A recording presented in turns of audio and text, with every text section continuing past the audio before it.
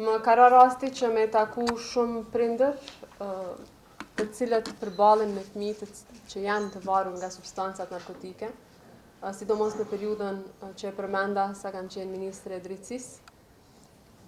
Dhe kërkesa e tyre dhe që do të adresoj edhe sot është pikërisht ajo që ju e përmendët, që edhe Republika jonë, Republika e Kosovës, të ketë një qendër të rehabilitimit, qendër profesionale ku trajtohen persona që janë të varur nga substancat narkotike. Unë kam marrë zotimet edhe të Ministrisë Punëve të Brendshme edhe të Ministrisë së Shëndetësisë, sepse gjatë kësaj periudhe kohore kemi qenë në komunikim të vazhdueshëm me Ministrin e Punëve të Brendshme dhe me Ministrin e Shëndetësisë, sepse siç na duhet hapësira, në atë kohë administrata publike ka qenë në kuadër të Ministrisë Punëve të Brendshme, pra siç na duhet një hapësirë për këtë qëllim, na duhen edhe profesionistë pastaj që merren me këto raste. Dhe kur jemi tek profesionistët, pra këtu duhet të vendoset fokusi jonë. Dhe unë jam shumë optimiste që në të ardhmen e afër do ta kemi një qendër të tillë rehabilituese, sepse me problemet me të cilat përballemi është për mua e papranueshme që nuk e kemi ende një qendër të tillë, por sipas zotimeve që ne kemi marrë, kjo qendër do të adresohet. Pra, me që po flasim për varësinë, dua të them që personi i varur nga substancat narkotike nuk është as kriminal e nuk është as trafikant. Këta duhet me pas të qartë. Është njeri që ka nevojë për trajtim, që ka nevojë për mbështetje, edhe që ka nevojë për rehabilitim shoqëri. Kriminal është ai që shfrytëzon dobësinë e tij, që e furnizon, që e shtyn më thellë në varësi, por po ashtu edhe që përfiton, prandaj edhe vëmendja duhet jetë edhe te ky aspekt patjetër, pra pa e përjashtuar njëra tjetrën, pra personin që ndihmojmë, që ka nevojë për mbështetje dhe personin që procedohet penalisht dhe ndaj të cilëve merren dënimet meritore, sepse edhe kur jemi te sistemi i drejtësisë, pastaj duhet flasim që a janë këto dënimet mjaftueshme dhe apo ndikojnë këto dënime që të mos kemi raste të trafikimit kaq shumë.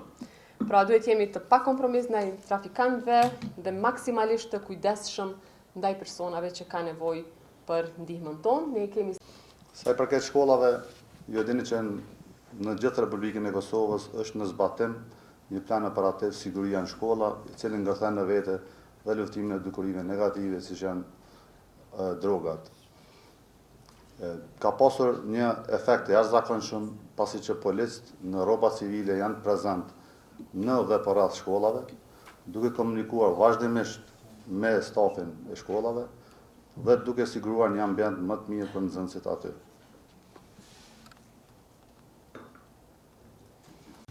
Në aspektin rrugor, Drejtoria Antidrogës kohëve të fundit ka arritur me stafin e vet, kështu që kemi më shumë prezent policë në rroba civile, përfshirë dhe stacionet policore, të cilët kanë dedikuar disa policë kësaj luftimin e drogave në nivel rrugor.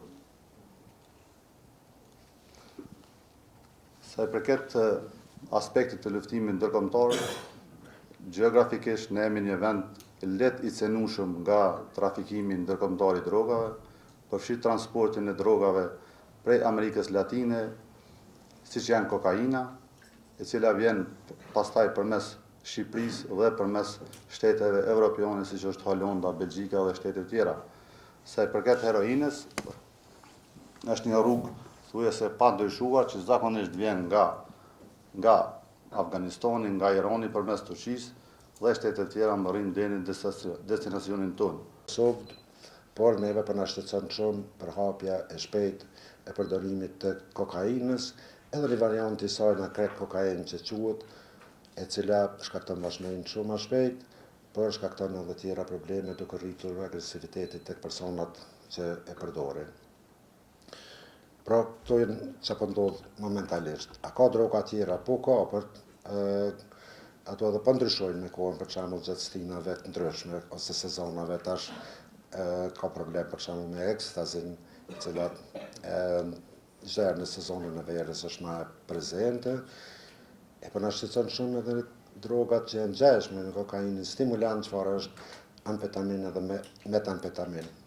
Na analizojmë se kuptojmë që kokaina nuk mundet më shku ma nalë që shpeshohemi ne, edhe jemi shumë shqetësuar sepse atë është droga më e shtrejtë që ekziston deri më tani, e përdorimi i saj shumë i madh. Mosha e përdorimit të kokainës ka rënë dukshëm. Le ta bëjmë një krahasim të shkurtër të viti para 4 viteve ka qenë mosha të cilët janë paraqitur për një shërbim tek ne ka qenë 45-55. Në vitin e kaluar ka rënë dukshëm 25-35 edhe tendencë të rramjes. Për shembull, kemi tani edhe probleme me kokainë tek personat nën moshë, që është tepër shqetësuese për neve.